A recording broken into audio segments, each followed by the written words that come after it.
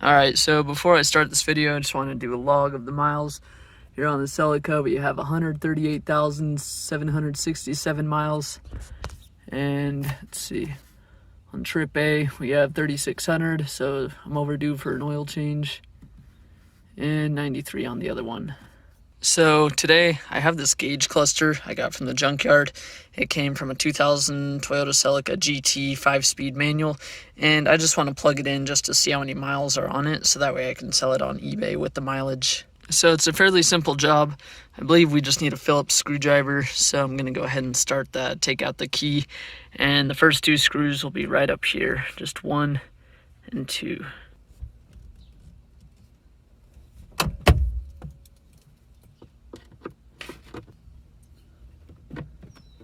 What I ended up doing is having to turn the steering wheel so that way I can get better access to the screw. As you can see here, I got the first one out and now I'm just working on the second one. Now if you just pull on the bezel, it should come off.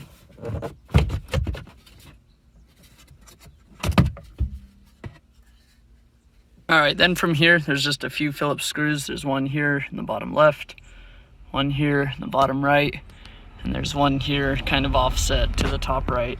You can see here, I got those 3 screws out, 1, 2, and 3. Now it should just gently pull forward. Then at this point, there's just 2 clips you have to unclip. You just squeeze down on the top pin right here, and then you can unplug those. At this point, I would unplug your battery just so we're not messing with any of the electrical systems. So go ahead and disconnect your battery and unplug those. Now I got it out. Like I said, I unplugged those 2 clips.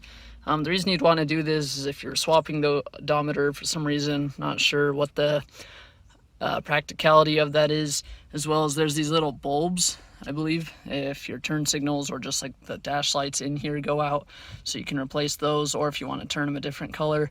And sometimes people just like to take apart these gauge clusters and they like to fix the background on them. Like here, I just have the stock dark background, but I've seen it done in white or just like other various colors. That looks really cool. And so now let's plug in the other one and see how many miles it has. All right, and if you take a look there, this one has 239,382. So that's quite a bit of miles. It seemed to work when I first plugged it in. The needles went all crazy. They went up and down, but it seems to reset. Obviously, I'm not going to drive on it. I don't know if it's like mapped to the ECU or how that works. I don't know how to spot odometer fraud, but obviously I'm going to put my original one back in because it has less miles, and that's the one that came with my car. And now I know, so I can put it up on eBay and see if anyone's interested in the odometer. And to reassemble it, I'm just going to unplug it and just do it in reverse order. Alright, so I put mine back in. As you can see, the mileage is restored. This is a really low mileage engine, and the tachometers seem to work. Drive it around the block, make sure the speedometer needle is working again.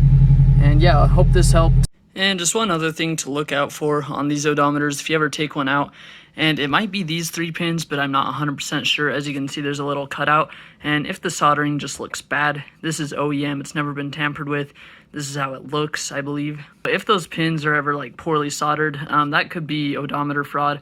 Basically what happens, and it's not that hard to do. You'd have to have a comfortable background in computer science and like electrical engineering kind of, but basically you can actually unsolder those joints and pull out the physical IC chip, plug it into a breadboard, and go in with a hex code value reader and modify those values and solder it back onto the board, which would roll back the counter for the odometer, which is just located right there. There's a little IC under there.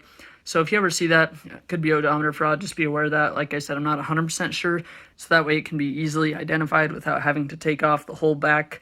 So just look out for that. I know if you guys watch the other YouTuber, Mitch Dorr, people kind of accused him of like non-OEM Celica and like Toyota different badges and stuff. Also, I think accused him of odometer fraud. I don't really know if he did that. Like I said, it is kind of hard to do, but anything is possible. So yeah, just look out for that. But I hope this helped, and subscribe for more.